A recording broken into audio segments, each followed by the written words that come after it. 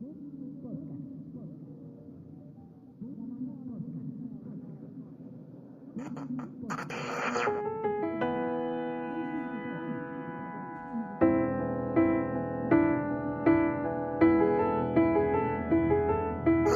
London, thousands of people have come out to the streets today, demanding a response. Podium Podcast. Lo mejor está por escuchar.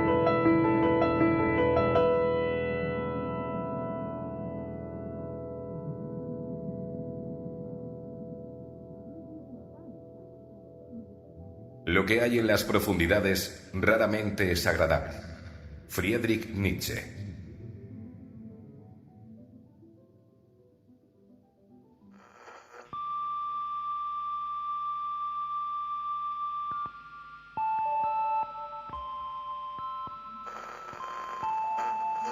El número de pacientes diagnosticados con STG aumentó ayer en la Comunidad de Madrid hasta los 5.283 casos.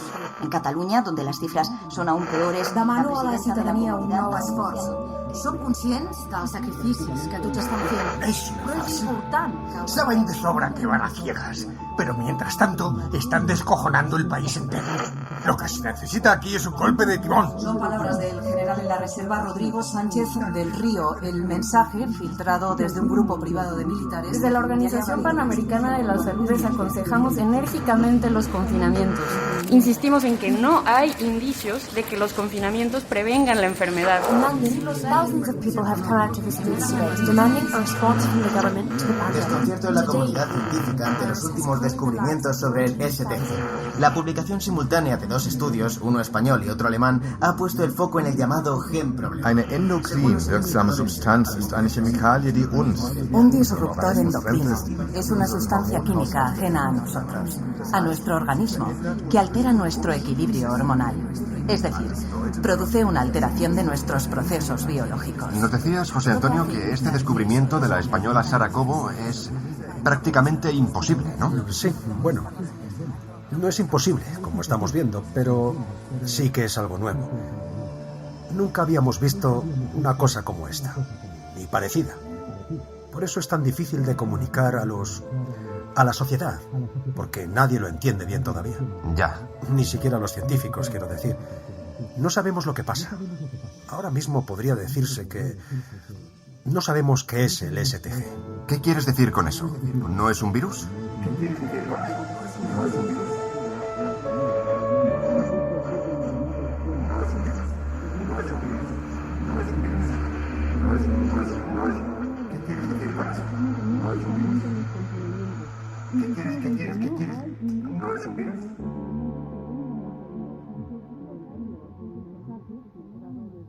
La firma de Dios. Episodio 2 de 8. Cruzando el umbral. A ver, ¿así mejor? Mejor, gracias. Bien. Sesión 436. Compareciente Luca Esparza Santoro. Señor Esparza, ¿acepta voluntariamente participar en la comisión de la memoria? Sí. Le informamos de que esta sesión va a ser grabada, transcrita y archivada para futuras consultas. Sí, ya lo veo. No hay problema. ¿Sabe por qué le hemos hecho venir? Imagino que quieren que les cuente lo del código. Eso es. ¿Por dónde quieren que empiece? Nosotros iremos haciéndole preguntas. Bien, mejor. Para empezar, díganos dónde trabajaba en el año 2025. En Florencia, en el Lab, un centro de matemáticas aplicadas. Usted es argentino. ¿Cómo acabó allí? Mi madre era italiana. Me crié en Argentina, pero mis padres se divorciaron. Y a los 13 años mi madre y yo nos mudamos a Italia. ¿A qué se dedicaban en ese laboratorio? Hacíamos investigación interdisciplinar. Física matemática, matemática computacional, análisis de ecuaciones diferenciales, un poco de todo. ¿En qué momento empezaron a investigar el síndrome del trastorno genético? Oficialmente nunca. ¿Oficialmente?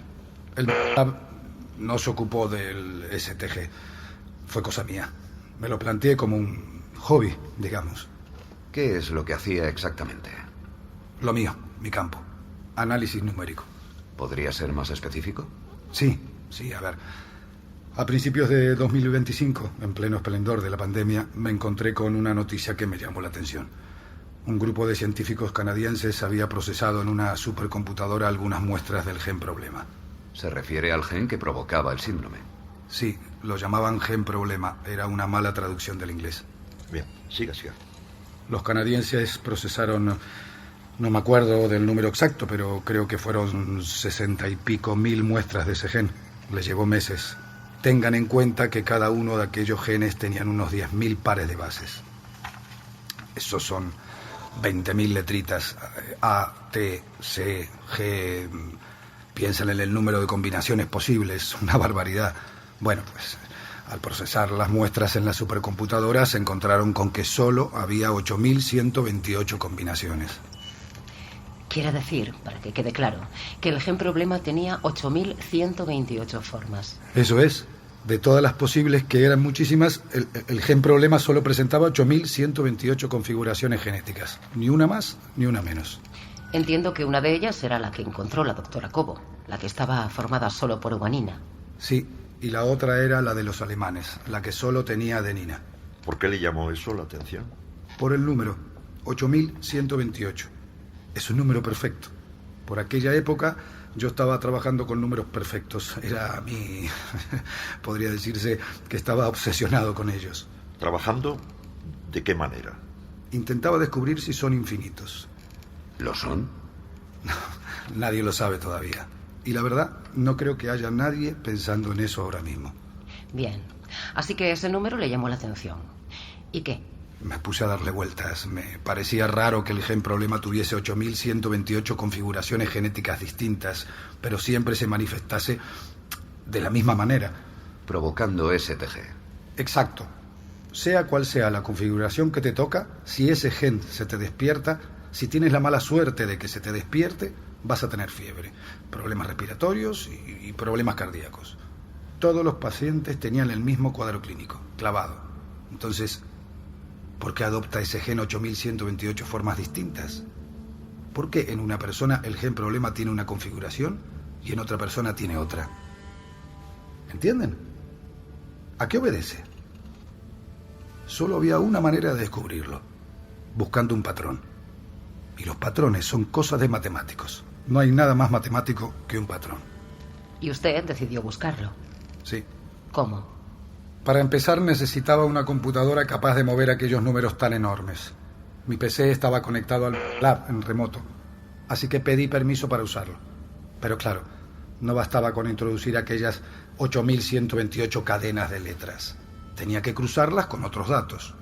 Escribí el algoritmo, no me llevó nada, era fácil, pero para que funcionase necesitaba todos los datos posibles de pacientes con STG. La edad, el sexo, el domicilio, cuanto más mejor. ¿De dónde lo sacó? Tenía una amiga en el hospital en Barcelona. Me envió un archivo con algunos datos. No era gran cosa, pero me bastó para empezar. Y descubrí algo allí mismo, en Barcelona. En un edificio habían enfermado los del primer piso y los del quinto. Solo ellos. Era una de esas cosas raras que hacía esta enfermedad. Hasta ahí nada nuevo. Los pacientes estaban ingresados en el hospital de mi amiga y me envió muestras de sus genes problema. Al analizarlos, me encontré con otra cosa, algo más raro todavía. Resulta que todos los enfermos del primer piso tenían una misma configuración y todos los del quinto, otra distinta. O sea, no es ya que el STG fuera por códigos postales, como se decía, es que el gen problema iba por plantas. ¿Qué implicaba eso, señor Esparza? Bueno, podía implicar muchas cosas, pero a mí se me ocurrió que pensé que había un orden en esa distribución, o que podía haberlo. Y si hay orden, hay información. Pensé, ¿y si esas 8.128 configuraciones son una especie de código? Un alfabeto. No exactamente. Yo también lo pensé al principio, pero 8.128 letras serían muchas letras. El español tiene 27, el italiano 21. Y con eso no llega para decirlo todo. 8.128 eran demasiadas. Así que luego se me ocurrió que a lo mejor no eran las letras, sino palabras. Me estuve documentando y 8.000 palabras son suficientes para comunicarse de manera eficiente. El español tiene 80.000, me parece. Eso en el diccionario. Una persona normal no usa ni el 10%. Palabras codificadas dentro de genes. Eso es. A priori no parece una hipótesis muy científica. ¿Por qué? Yo no lo veo así. ¿Y cómo lo ve usted? Alfred Wegener. ¿Saben quién es? No. Fue un geofísico alemán. A principios del siglo XX se le ocurrió proponer que hace millones de años todos los continentes estaban unidos. ¿Saben cómo se le ocurrió? Porque vio que África y América del Sur encajaban. Si los acercas, imagínenselo, la verdad es que encajan. Son como dos piezas de un puzzle. No podía estar más a la vista. La gente llevaba siglos mirando mapamundis, pero se le ocurrió a él. Wegener se dio cuenta. Y aún así, cuando lo dijo, le crucificaron.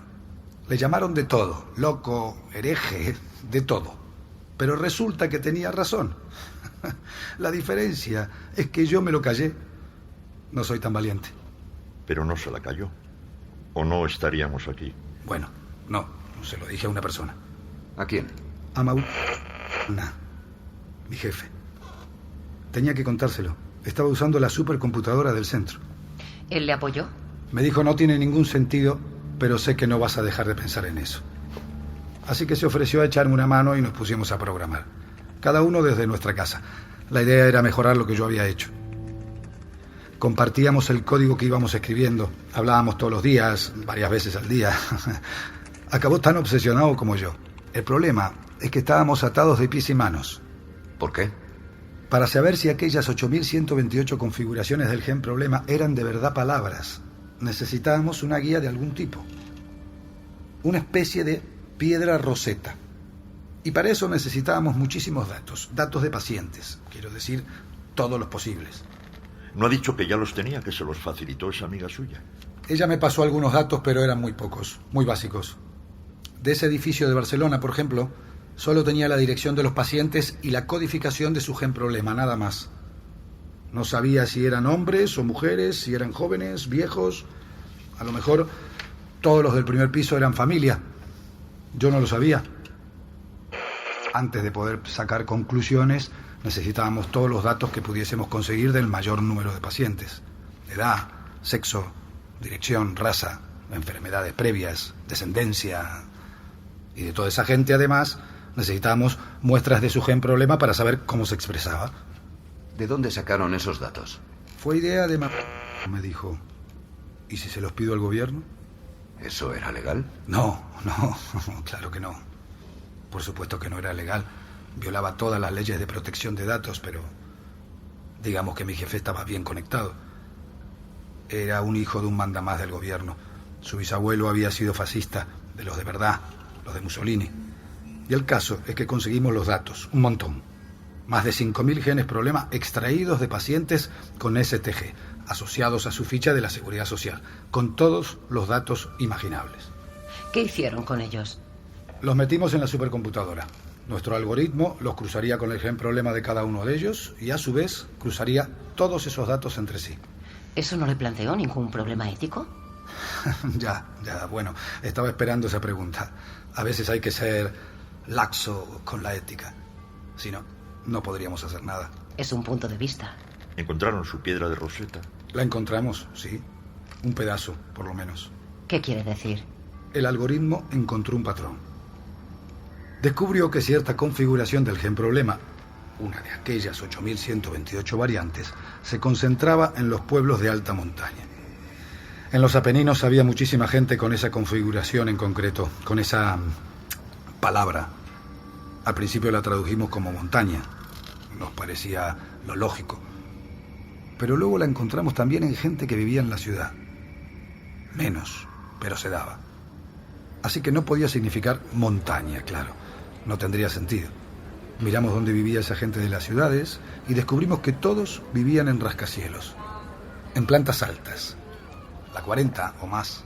Arriba. O altura, sí. En cualquier caso, había un patrón. Esto estaba clarísimo. La gente que vivía en una cierta altura, fuese en la montaña o en lo alto de un rascacielos, tenía esa variante del gen problema. La distribución no era aleatoria. ¿No podía tener una explicación natural? ¿Ambiental?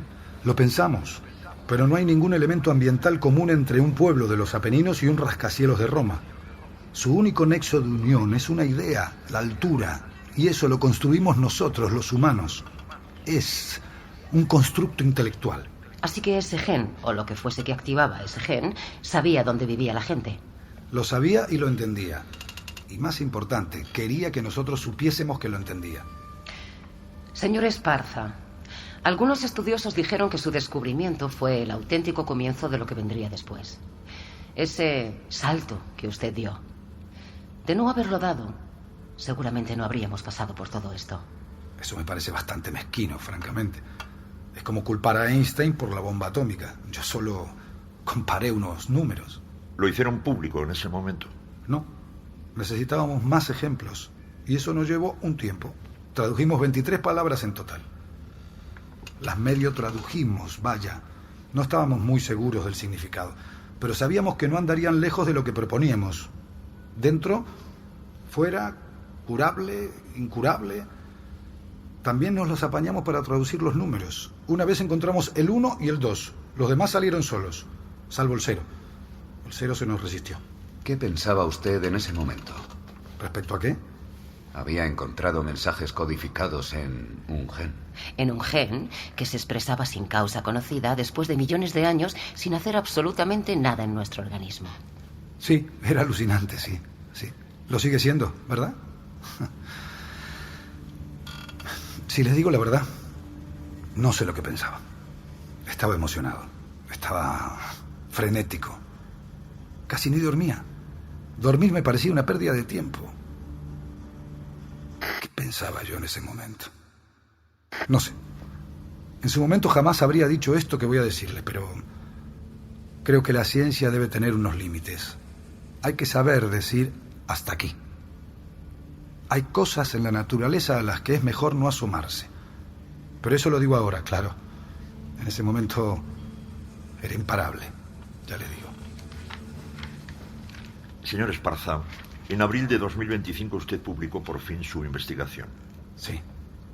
En Internet, según tenemos entendido. Sí. En mi site. ¿Por qué no lo envió a una revista científica? Me daba miedo que alguien se adelantase.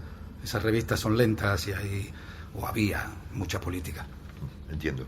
¿Qué reacciones diría que produjo su estudio? Bueno, mucho no.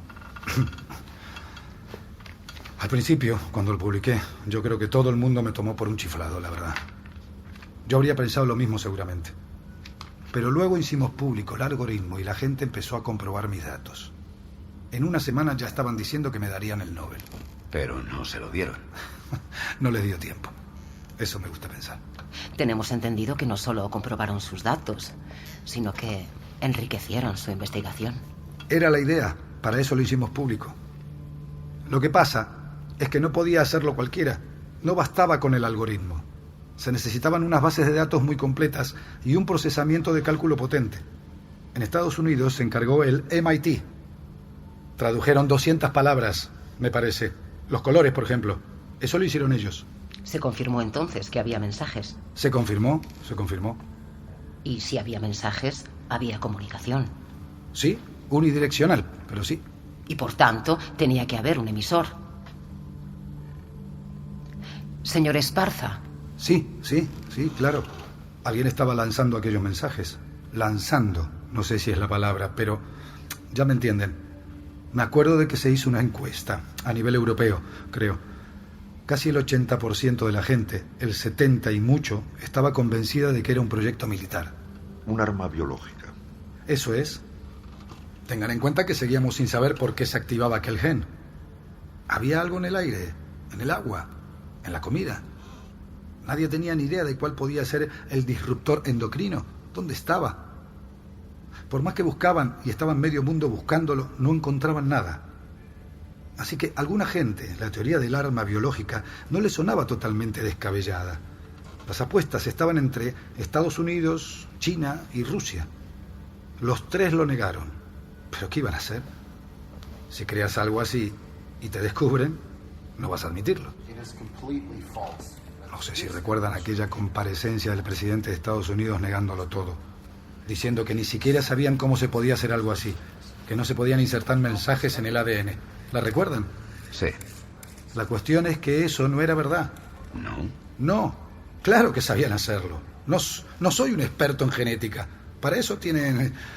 Hay gente que les puede hablar con más propiedad de esos temas, pero hacía años que existían herramientas de edición genética.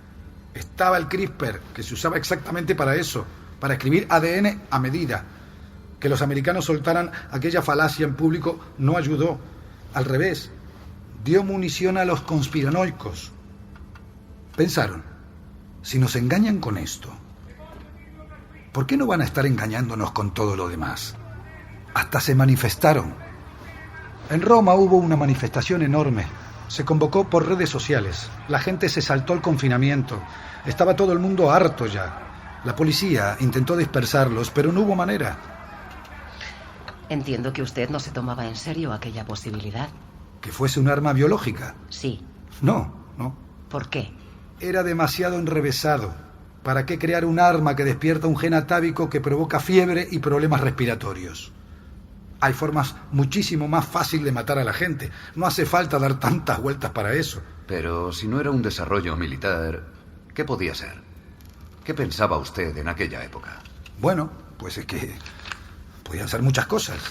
Tenemos aquí un artículo que escribió en julio de 2025. ¿Sí? Lo publicó en su site. ¿De dónde lo han sacado? Creí que se había perdido todo. No todo. Vaya, pues bueno, me alegro. ¿Puedo echarle un ojo? Tiene una copia en esa carpeta. No sabía que era para mí.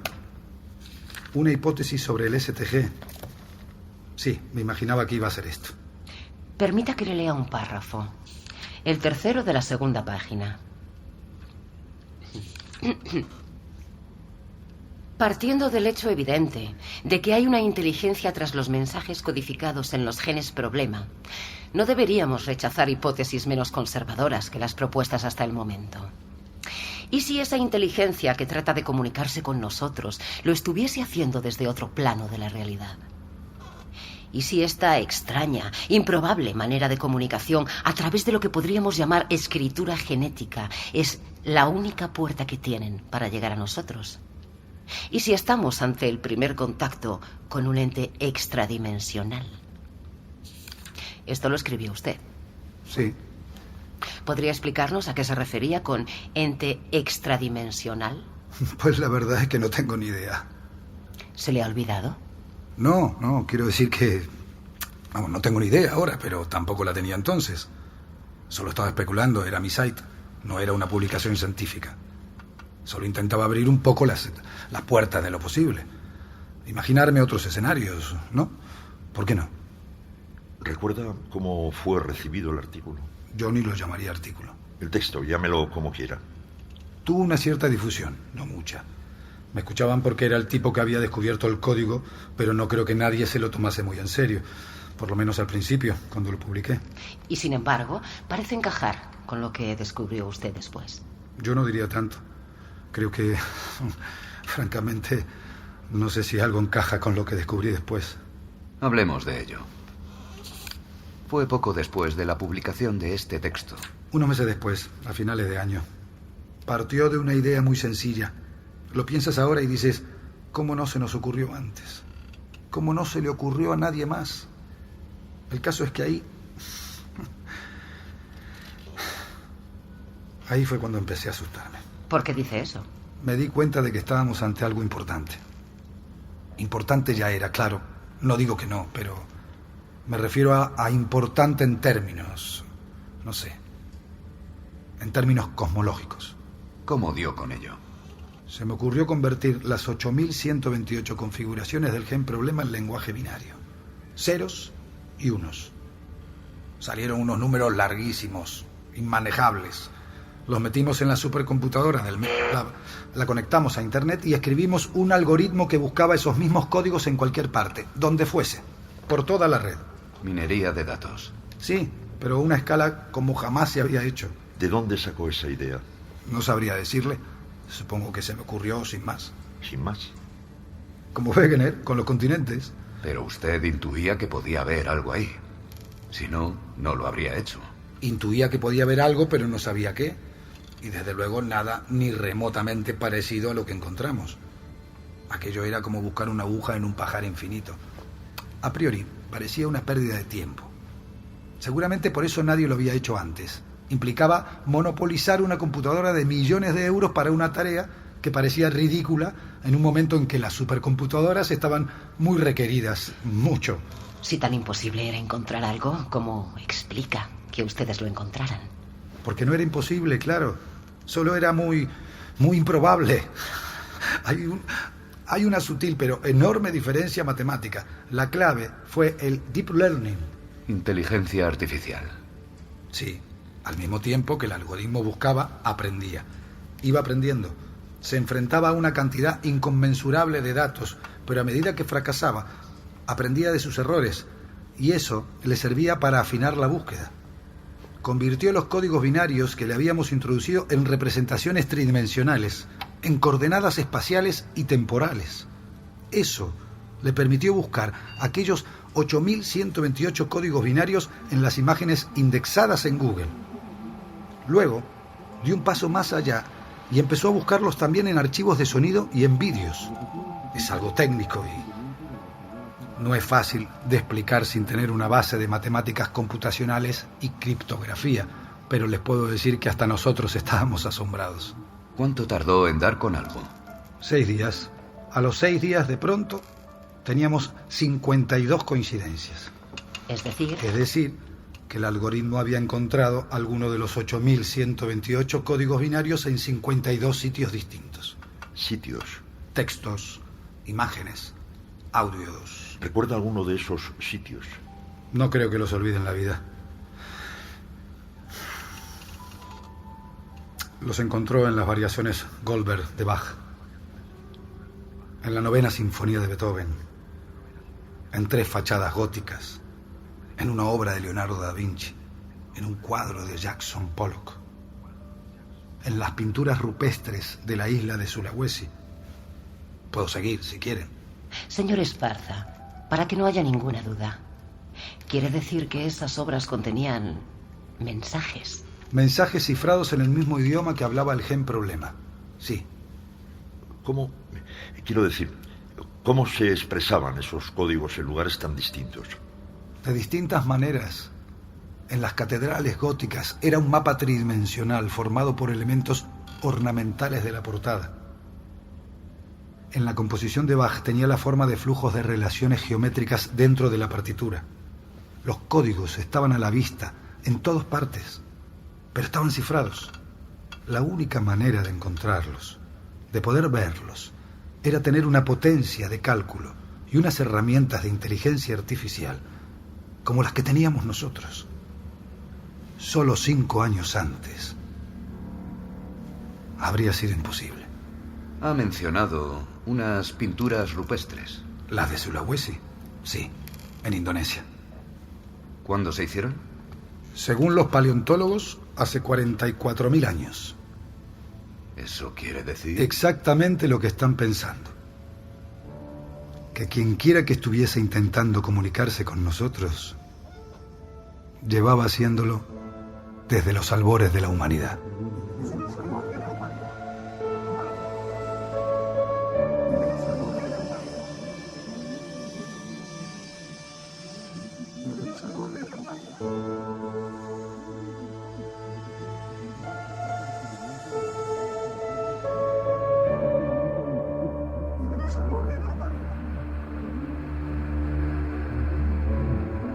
La firma de Dios, una serie de José Antonio Pérez Ledo, con dirección y diseño sonoro de Teo Rodríguez.